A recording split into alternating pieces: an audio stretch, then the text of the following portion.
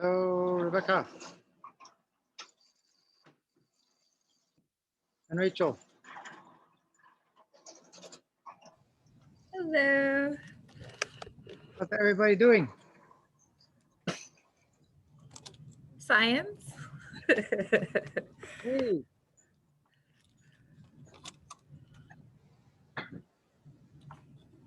Wow, looking good. I'm gonna get my camera on here.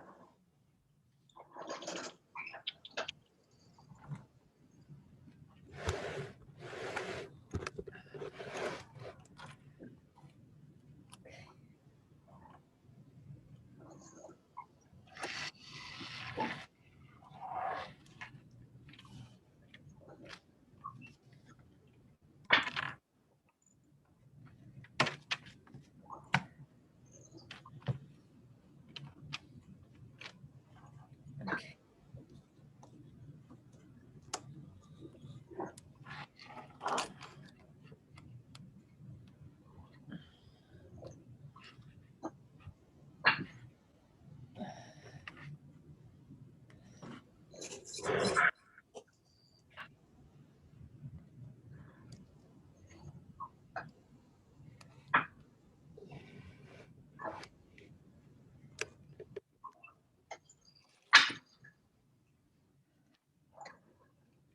Hmm.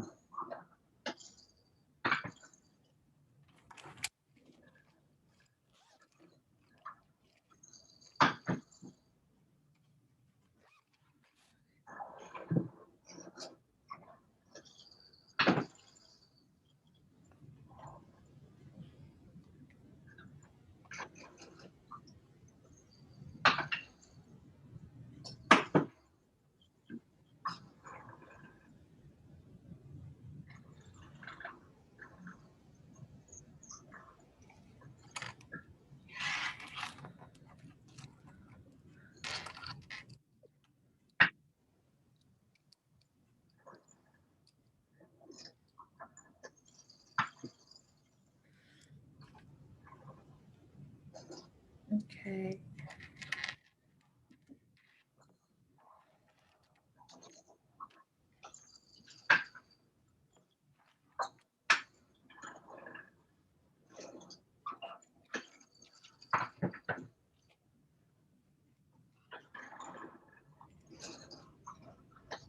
Ah.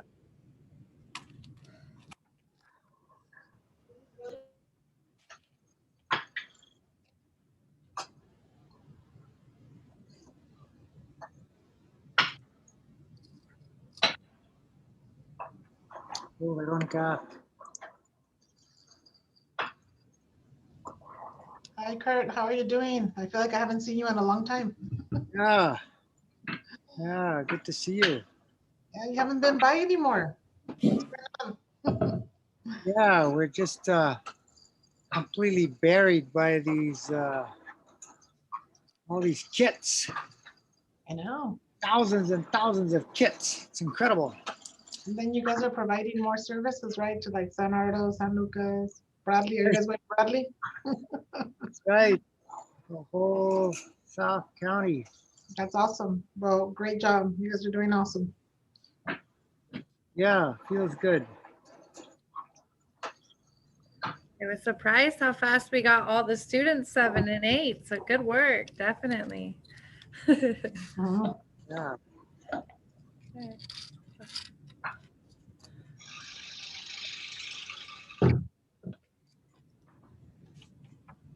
Can't get my silly camera going here.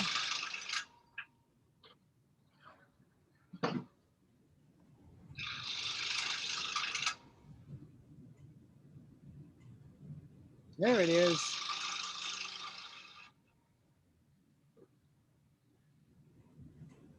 Oh.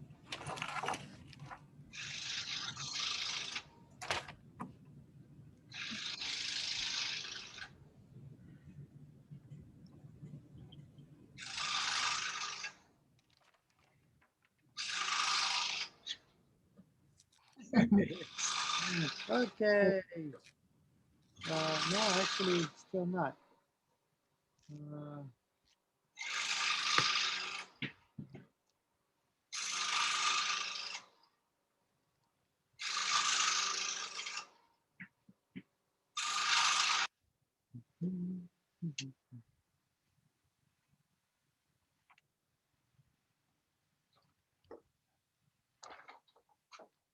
Oh,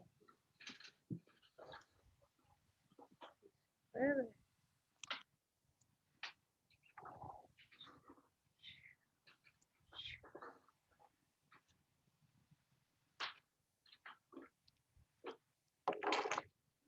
There it is.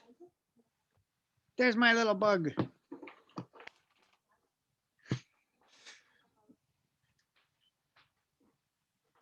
Okay.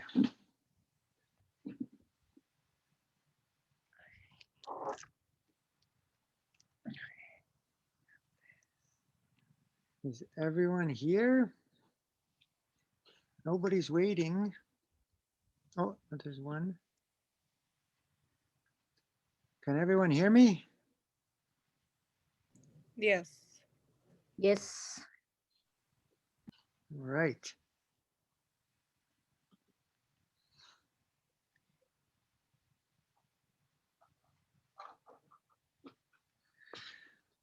Okay, and let me ask, did everyone get their bags? Has everyone been to your school and picked up your bags? Yes. Yeah.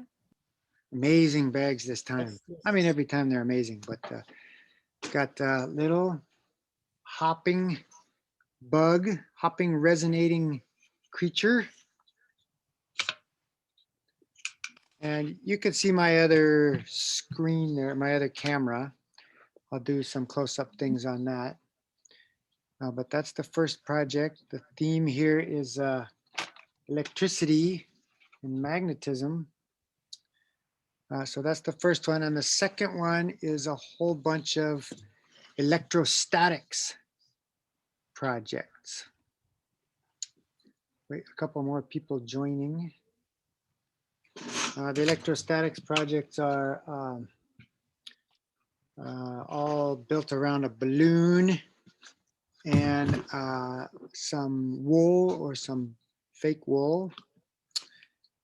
And you make things happen with electrostatic force.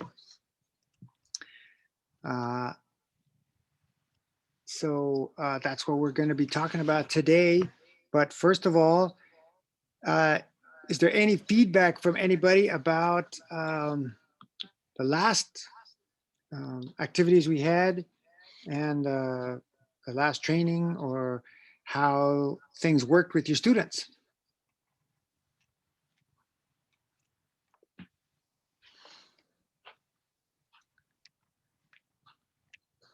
I do like your guys' new notice. These really do help. The instructions. I think that's going to make a world of difference for these kids. So thank you. Yeah, that's the directions, step-by-step cookbook directions. And then of course there's the video. Did everybody get the links that Jose sent out to the video? Let me share screen. I can show you.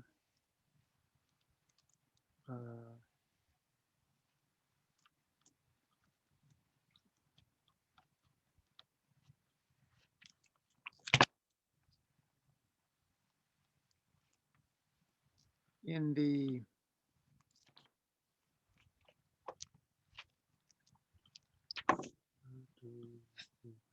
yeah, in the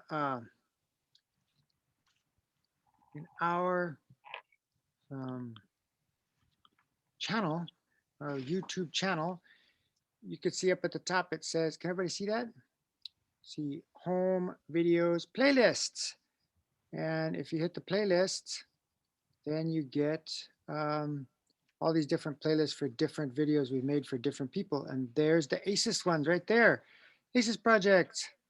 And if you say view full playlist, you get all the ones we've done so far. And the last one, oh, and you get the last two trainings too. If you know, if you don't have anything to do on a Friday night, you can go rewatch the training and learn everything again. But then down here is the resonance bug and electrostatics. Those are the two that we've got today. So yeah, you click on one and all of a sudden you're watching it and it's way too loud. And as usual, the first part is, well, after the little intro, it says, make it, and it shows you how to make it. It shows you step by step, all the way. Most of the thing is how to make it, and all the way to about here. And then there's just a really basic concepts given. And so it's not just a little hopping bug that goes around, but it's also a little piece of kinetic art. Since inspired by a friend of mine whose father did this in the 60s and 70s. He developed all this really pretty elaborate electronic art that moved and resonated. And then they showed it in rooms full of stroboscopes, which have the ability to sort of stop what you see and make it move slowly. And then he made sensors so it was related to how you're moving. The movements of all these little antennas were related to how the people were walking around in these museums. And it was incredible. And so if you just strap your bug down like this, you could see on a piece of on the table or something, then and there's another shot of it all the way at the end. You can see how the where'd it go? Move this all the way here.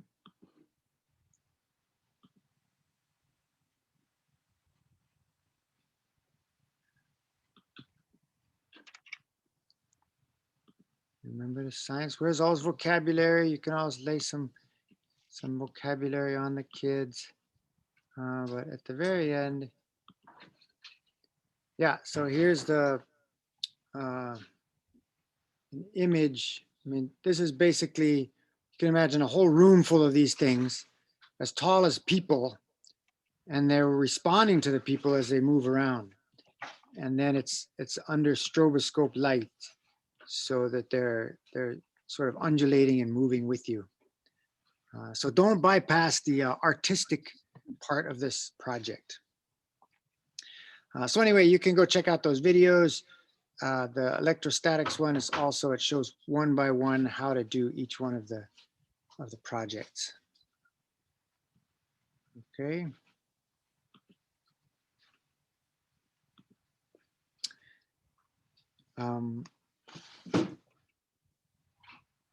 Right, so that was good feedback from Rachel. Thank you very much. And so you got the little sheet, and you can read on the sheet step by step. The electrostatics ones, it's very important because you can see there's a whole bunch of different activities to do, and they're all dot pointed there. You just rub the balloon and see if you can make it do something. Then you can make a spark, and then you can do the little activity with the 2 pieces of tape, and then you can try to fly things. I'll show you a little bit later. So that's our write-up.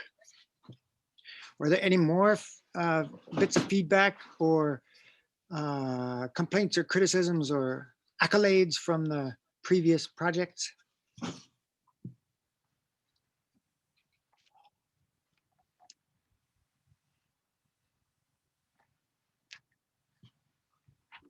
No?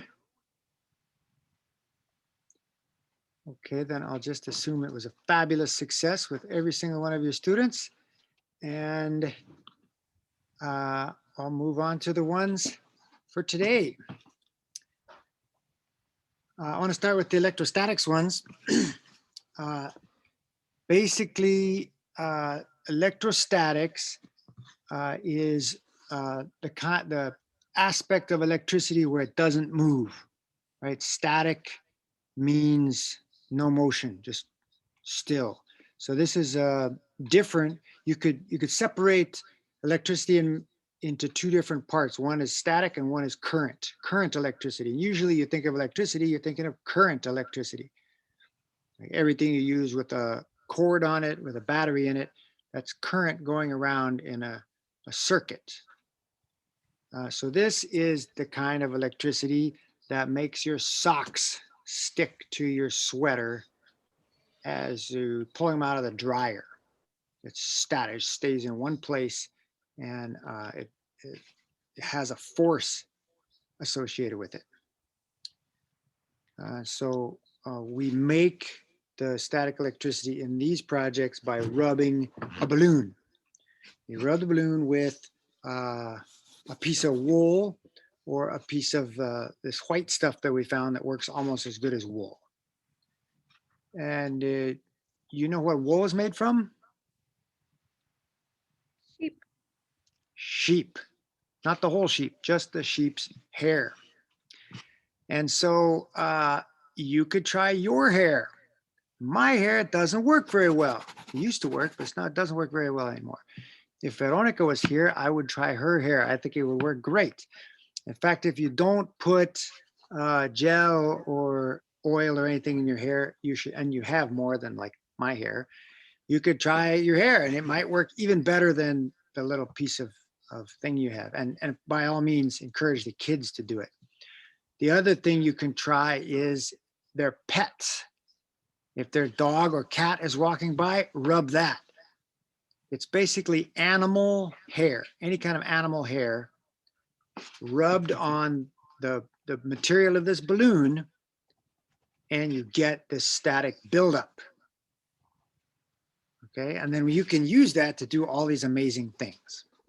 Okay, so that's the basic idea. And when I say buildup, I'm kind of glossing over the science, but just so you know, and it's not so important, the important thing, as usual, is to have the kid playing with this stuff and having the experience and seeing it firsthand and doing all these things. That's the key point, as usual, not the vocabulary, not the conceptual depth of understanding. That's important, and that will come later. But the thing that you have, your number one goal, is to give them the personal, authentic experience of doing it themselves. Then they're motivated to learn all that other stuff later. But just so you know, when I rub these two things together, something about their material, the actual material of that balloon and the material of the wool, separates the two kinds of electricity. There's positive and there's negative. And everything has both positive and negative. Before you touch it, before you mess with it, it's got the same amount of positive and negative. That's called neutral. And so you can't see the charge. That's why we go through most days and we never think about static electricity, is because everything is neutral. Everything's neutral till you do something to it. So when I'm rubbing the balloon, now I am separating those two charges, and one of these is positive and one of these turns out negative. And it doesn't matter which one's which. They've both got this field now associated with them that you can use to put force on very small things. All right. So once again, because of it's a property of those materials, the wool and the balloon, that takes one of the kinds of electricity and separates it out. You could try rubbing other things. You could try rubbing it with paper or another kind of plastic or glass or wood or cloth, anything you want. And you'll find that most of them don't do anything. They don't build up a charge. But don't take my word for it. You can try that. But the reason we give you these two is because they're known to build up a nice charge, and then you can do stuff.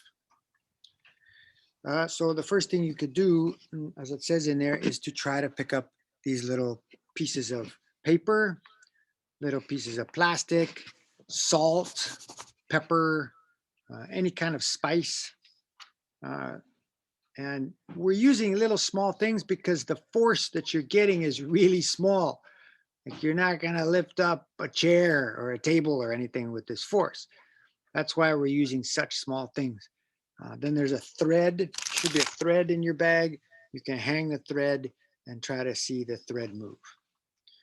If you have a can, an aluminum can, you can try to roll the can across the table by pulling on it with the charged balloon.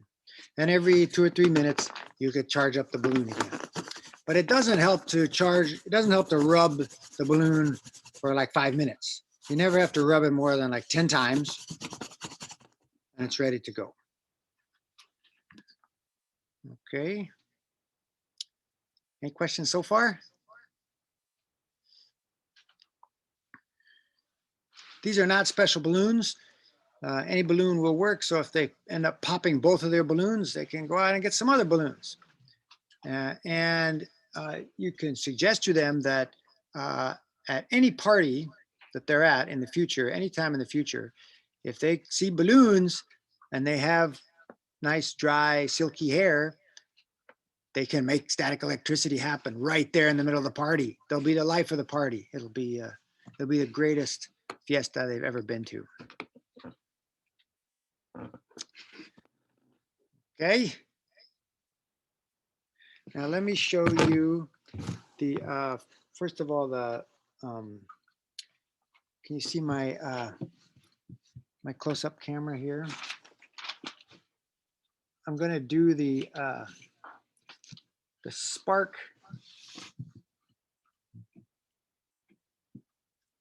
activity. Turns out if you have a little aluminum pan like this, you can build up a pretty big spark. It ends up being around 10,000 volts just with this balloon. 10,000. I'm not joking. 10,000 volts. It's a very low current though. The total amount of electricity is so low that it's not dangerous at all. But it's jumping through the air just like lightning. It's exactly what lightning is electricity passing through the air. So that's what we're doing here with this little spark experiment. So you have to be able to put your balloon right on top of the plate. And then you rub the balloon. You hold it on the plate. You touch the plate. And I don't know, you can try to listen. Did you hear that? Yeah, kind of. It's pretty small, but I'm hearing a little shock, a little spark, a little chink.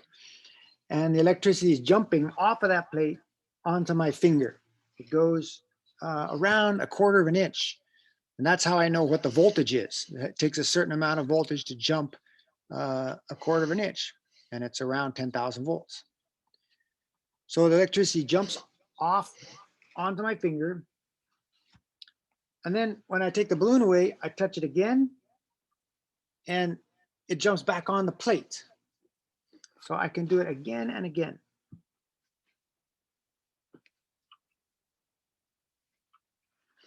Okay, now the sequence is very important. I'm gonna do this right in front of me so I can talk at the same time.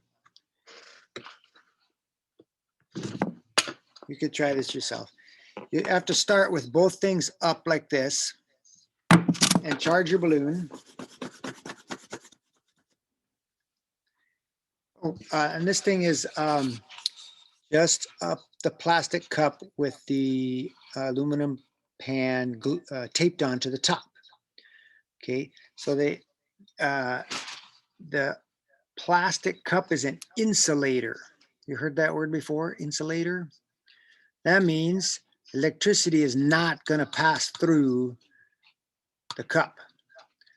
The pie plate, on the other hand, is made out of aluminum, and aluminum is a conductor. That means the electricity is free to move back and forth and jump off and jump on. Okay, so now you have this conductor that's sitting on top of the insulator. So it's isolated. Now, when I rub the balloon and I put it close, then it's the balloon, you could say the balloon the charge on the balloon is pushing the charges off of the plate. And when I go and touch it, that gives them a place to go and they all jump off on my finger. So then I take it away and I bring this back in and they can all jump back on. Okay, so that's the sequence. I start with first a balloon, then my finger goes away, and then the balloon goes, oops, it fell over, sorry. Balloon goes on, my finger goes in, my finger goes away, the balloon goes away, now my finger goes back in, and I get the spark again. Balloon, finger, finger away, balloon away, finger in, finger out, balloon in, finger out, balloon out, finger in. Okay, if you leave your finger in there when you do it, it's not going to work as well. Sometimes it doesn't work at all. You have to take your finger out each time.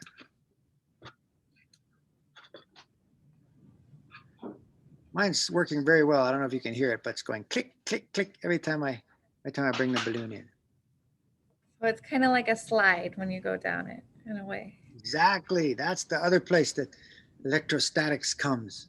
It's basically you're doing the same thing. It's your butt on the slide. The slide's like your balloon and your butt is like the wool. And you get a big old charge at the bottom. And then if you sit at the bottom, before you jump off, if you sit there at the bottom and you say, hey, come here, I want to shake your hand, you can really shock somebody good. That's like you're sitting on top of the cup, like you're the little conductor, because your body's a conductor. That's why electricity is dangerous. When you touch electricity, that electricity will go right through your body. And if it goes through your heart, then your heart, which is usually controlled by little electric impulses, those impulses get messed up. And so your heart stops beating. And that your heart should really keep beating. If it stops beating, it's not doing its job and you might die. So the way people die from electricity is that it messes up the electrical impulses of your heart.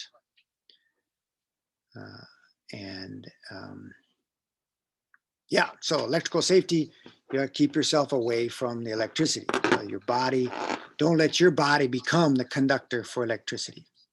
But all these electrostatics things are very low current, low danger, no danger. It's just fun. Okay, now, yeah, one more time. When I finish rubbing here, now it's separated those charges, and you don't have to go into this, but I want you to know it. The negative ones are the electrons and the positive ones are the protons. And so the electrons have moved. When you rub that, you did a little bit of work and you moved those electrons, and they're mostly on the balloon now. They went off the wool onto the balloon. So this has got a giant negative charge on it. You can't tell by looking if it's negative. I did some research and I found out that it's negative. And now this big old negative charge, when I bring it close to the pie plate, that negative charge is pushing on the electrons in the aluminum plate. Okay? Because like charges repel and opposite charges attract. You've heard that one before, haven't you? Opposites attract. Well, opposites attract and likes repel. So what you've got here is a giant negative charge, and you bring it in there, and all the negative charges on that plate don't like this negative charge on the balloon. So they try to get away from it. Well, they can't because it's sitting on the insulating cup. So I bring it in there, and then they're stuck, but they're all down around the bottom edge. And I put my finger in there, I give them a place to jump off onto. Now they all jumped off onto my body. Now, when I take away the balloon, there's a little bit of a traction now between the balloon and that pie plate. And the reason is they're the opposite charges. That thing lost a lot of its negative charges to my finger. So now it's positively charged. It's positively charged and the balloon is still negative. And so they're attracting each other. You can tell it kind of picks it up. That's why it fell over the first time. So now I take away the balloon and it's still positively charged. Now things in general, they don't like to stay charged. They like to get back to neutral. The electrons and the charges move around until everything's neutral again. And so when I bring my finger back up there, now my body, which is neutral, gives enough electrons back to that little plate there so that it's neutral again. That's the spark going back to the plate. Okay, bit complicated, but I'll do it one more time. Put it on there. Electrons jumped off on my finger. Now it's positively charged. You can see it's trying to pick it up. Now it's positively charged and the balloon is away. So when I bring my neutral finger back, the electrons all jump back on and now it's neutral too. The short explanation is the electricity is going off and on and the balloon is pushing the electricity off and then it's going back on, off and on. That's why you can do it again and again without charging your balloon. I haven't rubbed this thing for 5 minutes now, but it's still working. Does that make sense? A little bit? Okay. The other cool thing to do with your plate is to get out the little bulb.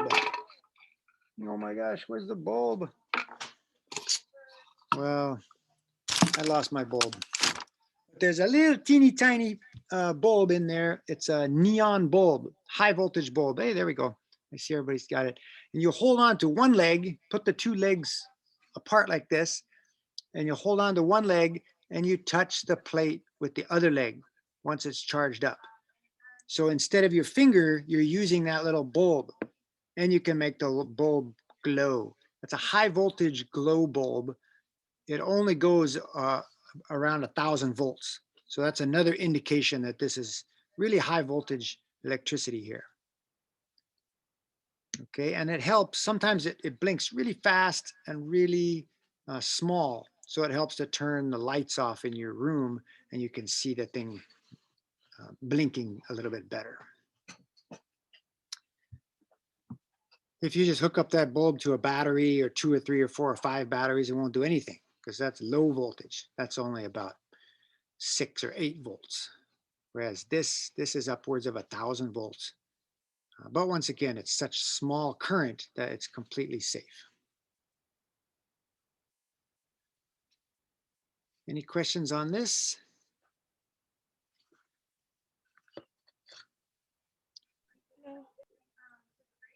The little charged pie pan activity.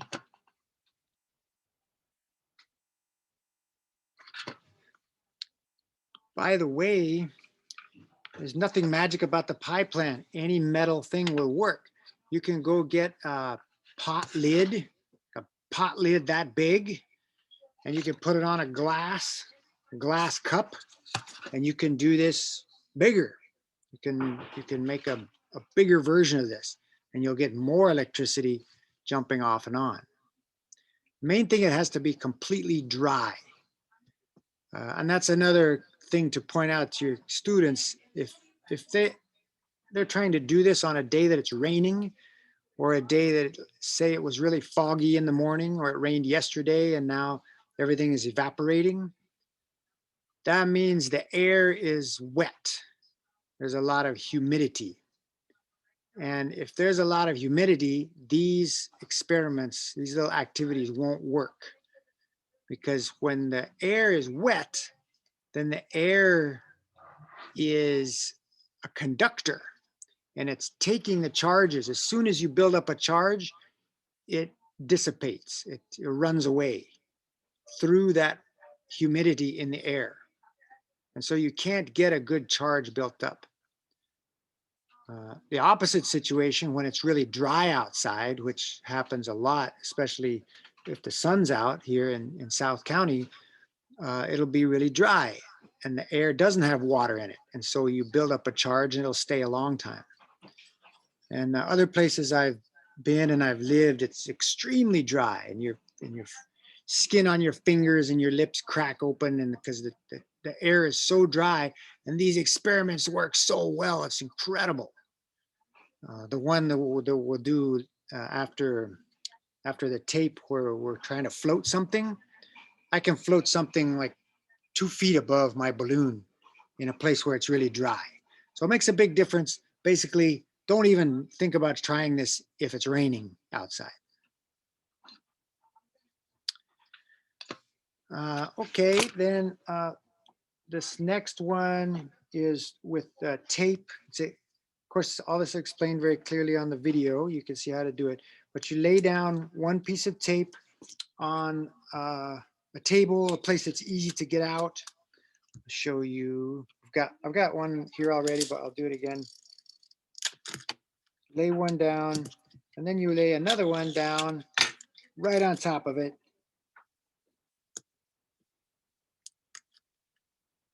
But you leave the two ends. So you can pick up the two ends like this. And then you rip them apart as fast as you can. Then when you bring them back together, you can see they like each other. They're attracted to each other. And that's because they're opposite charges. Okay, by ripping them apart, one had glue on it, one was the top of it, and they separated the charges just like when you rub the balloon.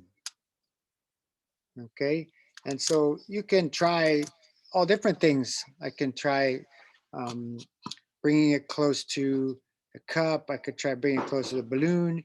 You could see what it likes and doesn't like. And then you can charge your balloon and you can bring it close and see if it likes the balloon or not.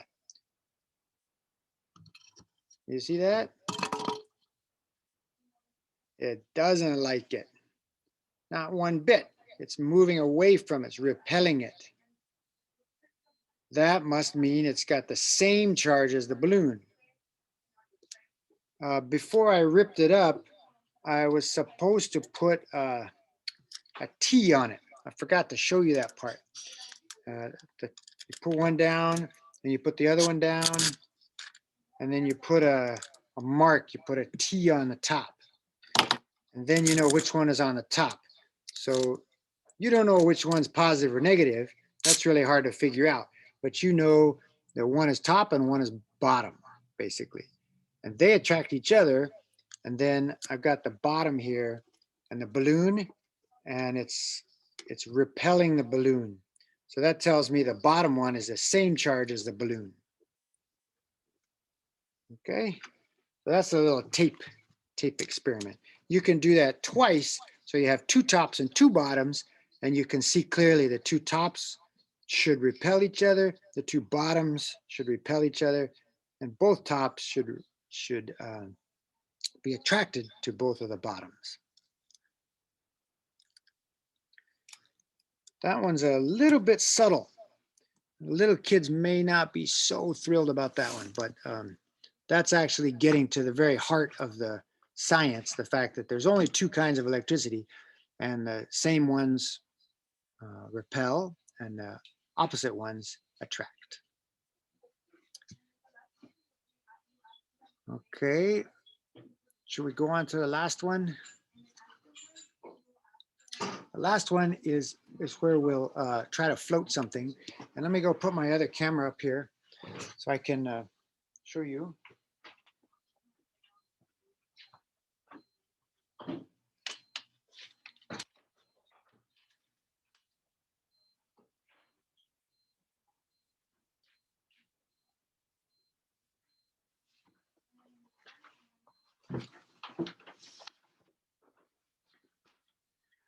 Okay, you'll find a little piece of plastic in your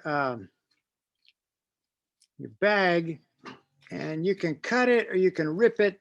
The main thing, it could be it's already got a bunch of little fringe on it. That's good. You can use it like that, or you can just take a single piece of the fringe like that, and then you stick it in your wool like a sandwich, like that, and you rub it. So now you're rubbing the little piece of plastic like 4 or 5 times. And then you're gonna also rub the balloon. Rub the balloon like 10 times. And then you take the plastic. Okay, now check out the other video. You throw the plastic in the air. You throw it in there. You throw the plastic in the air and you can float it. Can you see that? It's floating above the balloon. It's working really good today. It's a nice sunny day. Sorry, I can't focus on whether you can see this or not, but it's floating up there. Now I made that look easy.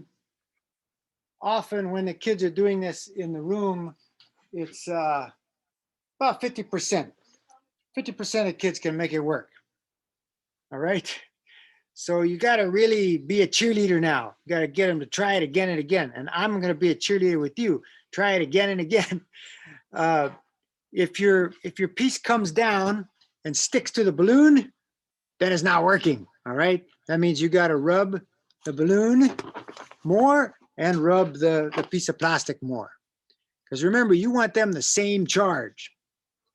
Okay. If they're opposite charge, they're just going to stick. You want them the same charge so they're repelling. Okay, so first step, once again, sandwich the plastic in the wool and rub it. Rub, rub, rub, rub. Rubbing till it's good and charged. And then rub the balloon. Oh, another thing I do sometimes is I make a little mark on the balloon. A little mark, any kind of mark. And that's why I hold the balloon, because my hands are all greasy just from normal grease. And that's going to mess up the electrostatics. So I want to hold it in the same place every time, and I want to rub it in the same place every time. So when you're holding it up, it's not the whole balloon, it's that exact spot that you rubbed. That's where the charge is. Okay? And then you, without touching the plastic very much, because when you touch the plastic, you'll mess up that little charge. You kind of fling it up in the air, and then you've got it floating. Okay. Or maybe I'll try to get a bigger one. The smaller ones are easier to float, but since it's working so well today, I'll try to get a bigger piece floating. Any piece should work as long as it's really thin plastic bag, like a Subway bag or a produce bag from a grocery store. Okay, I got this one going. Charge up my balloon again. And throw it into the air. You see it? This is really fun, by the way. Once it's working, it's great fun.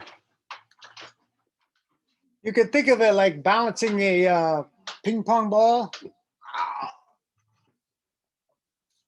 on a ping pong paddle. You have to stay under the ball, right? You can't. Once again, I've been doing this for years, so I might make it look a little bit easy, but it's totally possible. You can do it. The other thing you can float is the piece of tinsel. To float the piece of tinsel, you make a little ring out of it. You have to tie it together.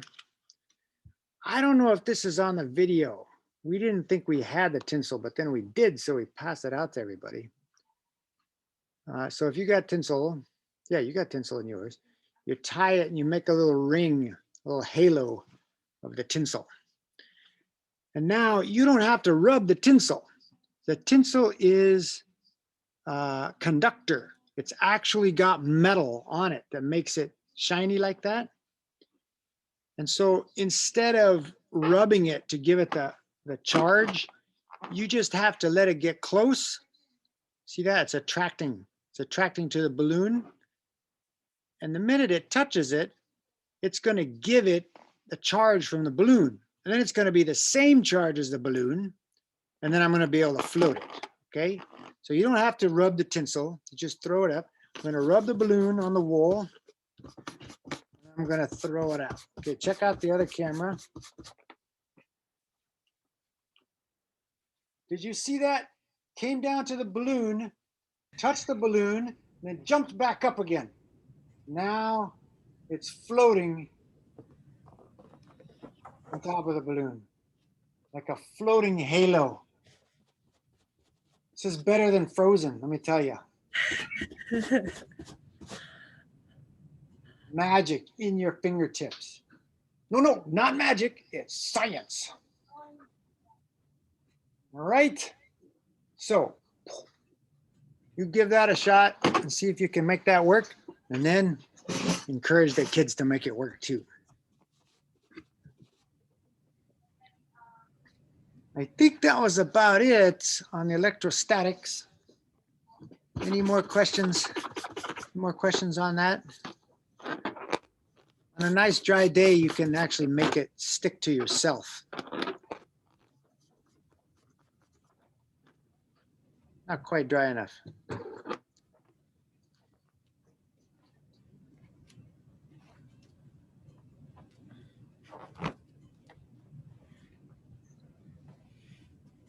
Any more questions?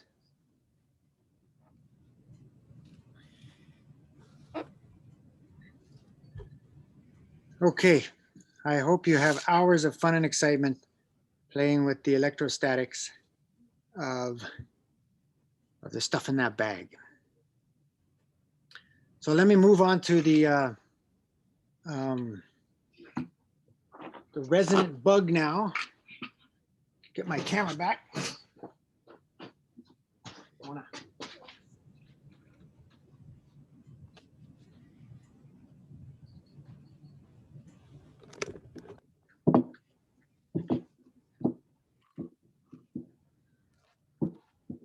You can see that it's a circuit, and like all the electrical projects, now we're back to current electricity like we usually use.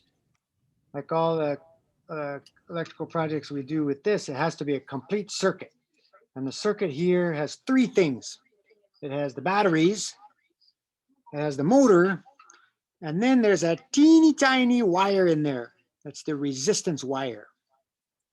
And that you want to hook on to one lead on the motor. On the back of the motor, there's two leads, two little ears. Oh, you can see it from here.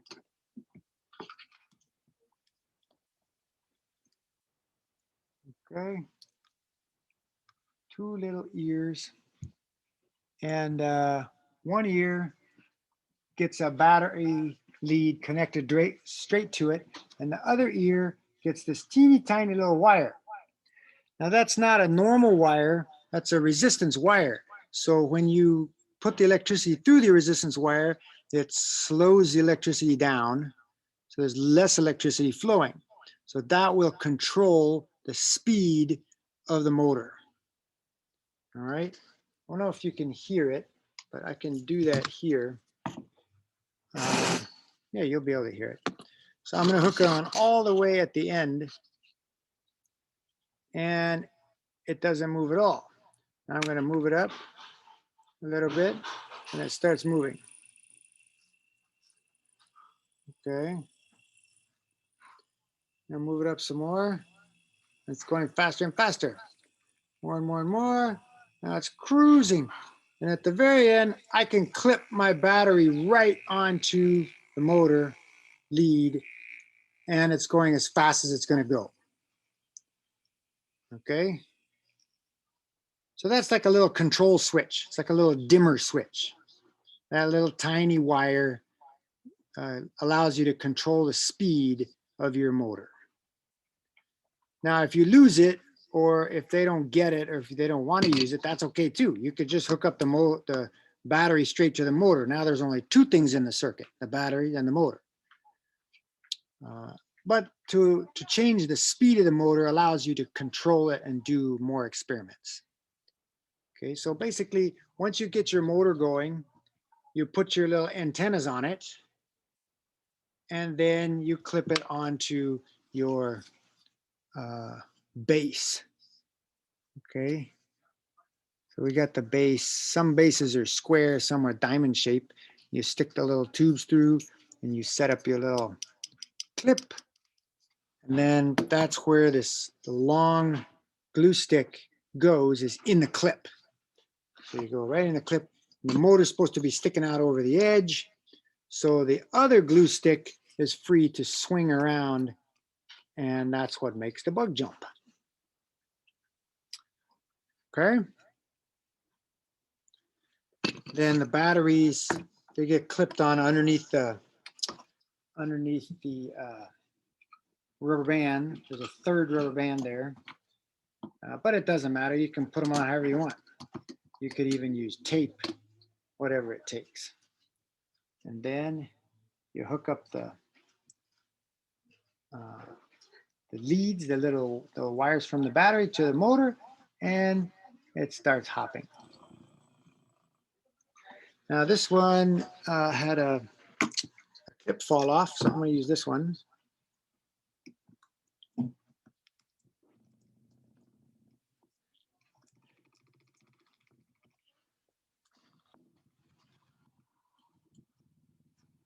Okay, I'm going to make it, well, so it's moving across the room already. It's barely moving.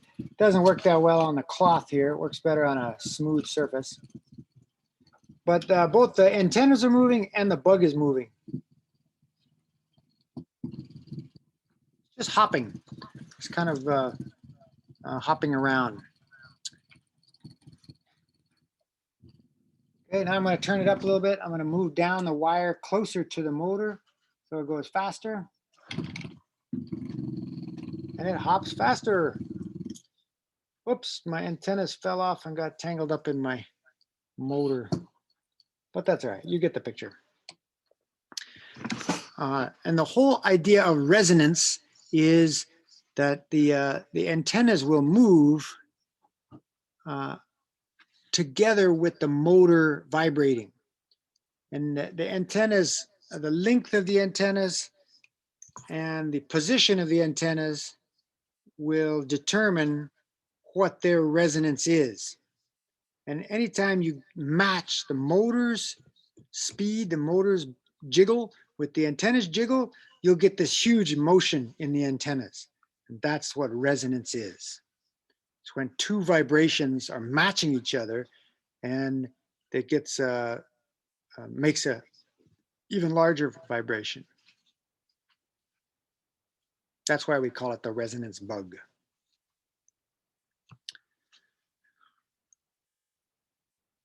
Okay.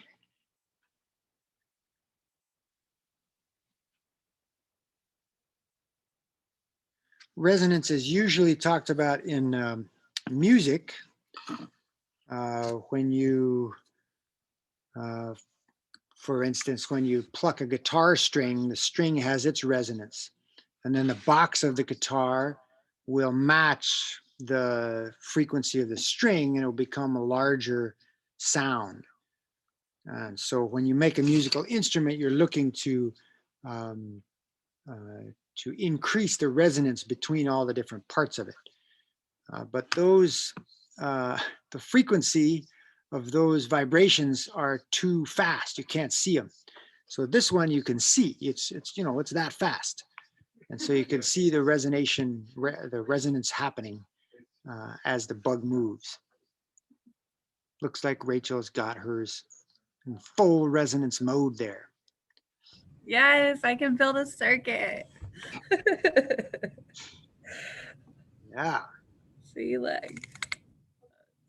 Well, your antenna is just like mine. Maybe there's a design flaw here. Maybe we should turn the antennas around so they're pointing the opposite direction. The legs are held in just by these rubber bands stuck on the top, and the bug will work better, will hop around better if the legs are really solid. If the legs wiggle, you'll lose the the vibration there and it won't move as well. So you want the legs sort of rock solid. Then it can really hop around fast on the table.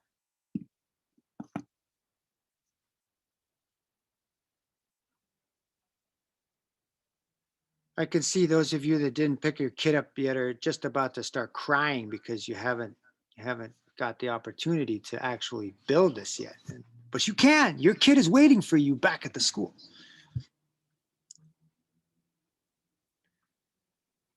So the science here, all kinds of science. There's the resonance, the motion. It's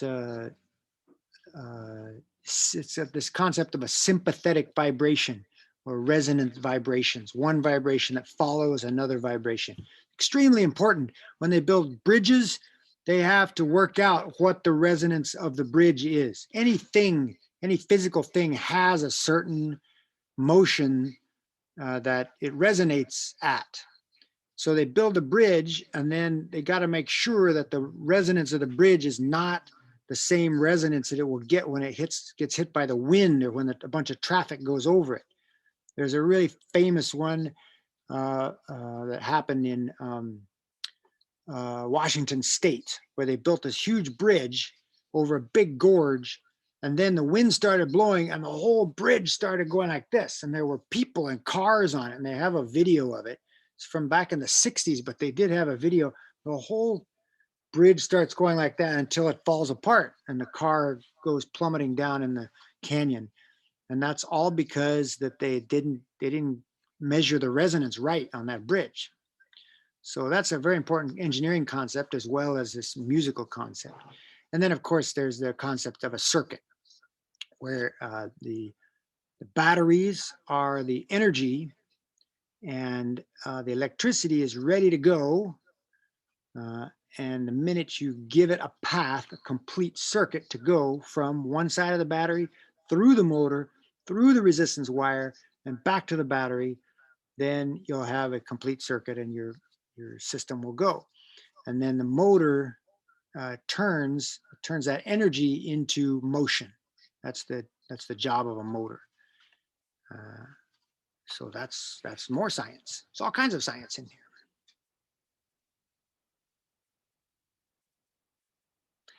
Once again, I've told you a lot of times, I'll continue to tell you, don't start with the science concepts.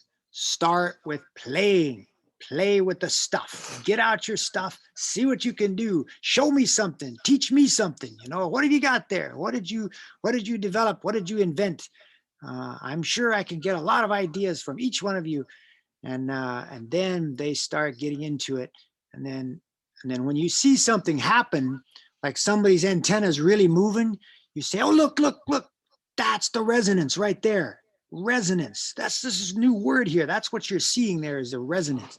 You can pull the vocabulary from their conversation a lot of times. A lot of times they might be trying to describe what's happening. The antenna is moving back and forth and it's really starting to move a lot. You can say, oh, actually, the word for that is resonance. And then you give them the word and then they can start using that word. So that's a really effective time to do some teaching after they've had the experience of playing and seeing it right in front of them.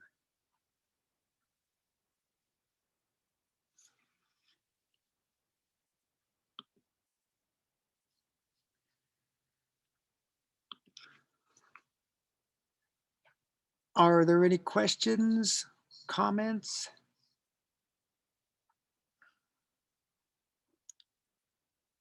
No.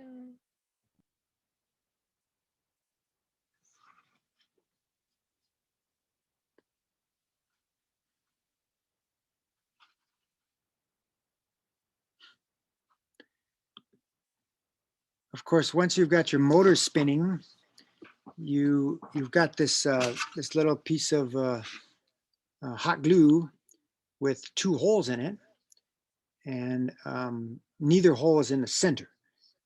You could make another hole if you have a push pin or a little nail. You can make another hole right in the center. And then what do you think is going to happen if you put the hole right in the center?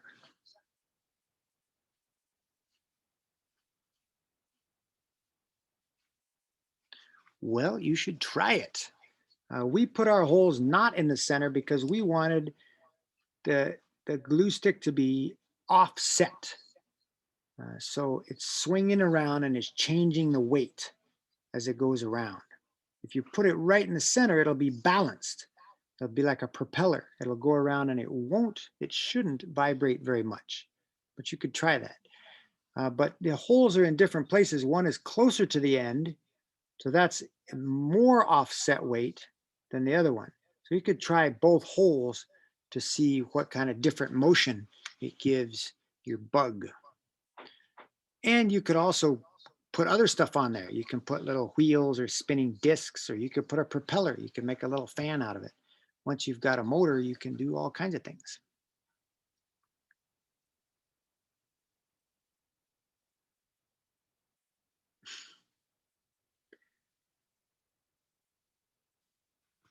Okay, is everybody ready to roll this out with your students? You got everything you need?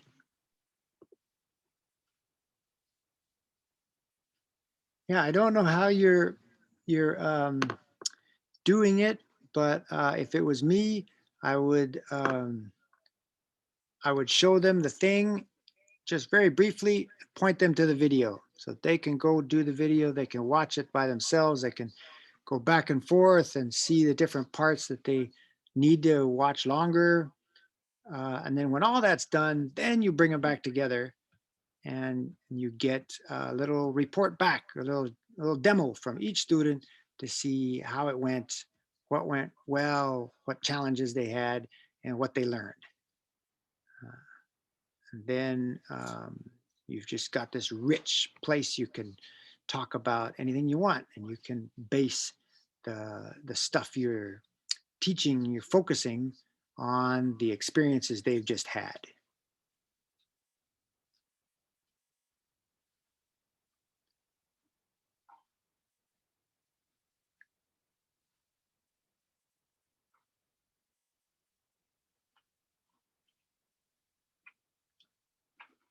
Well, I don't think I have anything else to convey here. I think that's all the stuff. Both bags.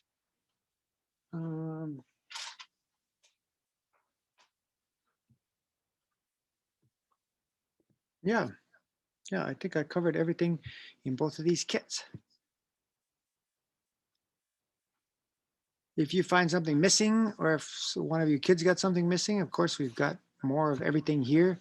We're happy to run over there, or you could tell the kids. Don't forget to tell your kids we're open now at our outdoor workshop, Wednesdays and Fridays after school, and then Saturday from 10 to 3.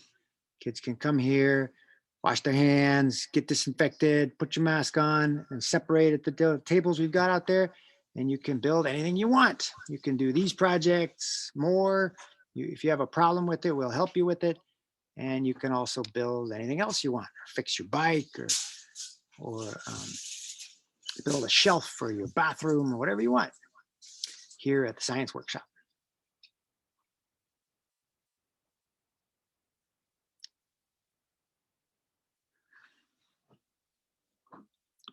Okay.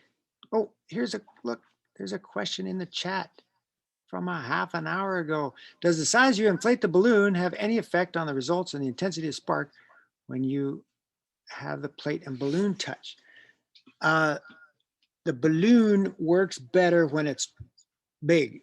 If it's small, it's not as thick. I mean, it's thicker when it's small. When you blow it up, it gets stretched thinner, and for some reason, it gets a better charge when it's thinner. So you do want it kind of big, which is unfortunate because they have small hands, these kids, and it'd be better to use a small balloon. But it's possible. You can grab the balloon, but it has to be blown up just like a normal balloon size. But the actual size of where you rub is not that important. Just rub in the same place and then touch it right on that place. Okay. And Rachel says, why did my silver string stick instead of repel? Well, it's going to stick as long as it's neutral. And as long as you're holding on to it, it's going to be neutral. And so you want to throw it up and then hover right, have it fall down onto the balloon. And as it gets close to the balloon, it's going to touch the balloon. The balloon is going to give its charge, a little bit of its charge, to the tinsel. Now the tinsel is the same charge as the balloon. And it'll bounce up. You'll see it touch and bounce back up. And now it's ready to be flown because they're the same charge and they're going to repel each other. Right? But as long as you're holding on to it, it's gonna stick. There's another activity there with the string, a thread. And if the thread is dry, it'll be attracted, it'll stick almost all the time. But if you wet it, if you get it wet, like with your tongue or something, but don't spread any viruses, then it's gonna be a conductor and it's gonna act like the tinsel. So if you hang it on something and then give it a little shock, then it will be repelled instead of attracted. So what we do with these, often with this set of experiments, we grab a hold of the basic concept, which is opposites attract, likes repel. And then whenever something's happening, we say, what's that? Is that the example of the opposites attracting or the likes repelling? Sorry, there's three. Opposites attract, likes repel, and everything attracts a neutral. Both positive and negative attract a neutral. So whenever you see something and it's attracting, you say, now, is that a neutral or is that the opposite? And anytime you see something repelling, you say, they must be the same charge.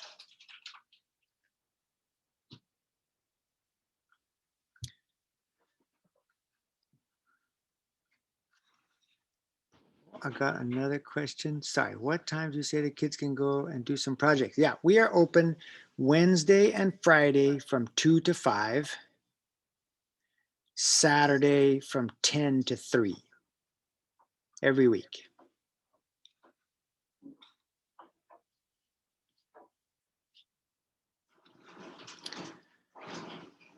Okay, I think that's it.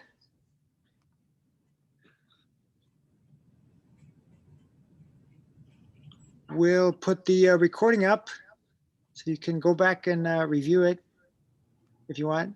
And people who didn't make it can come and see it. That'll be on that same playlist under ASES under our YouTube channel by tomorrow.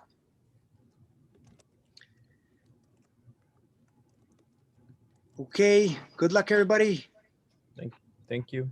You. Yeah, you're welcome. Thank you. Thank you, Curtis. Yeah. Thank you. Yeah. Thank you.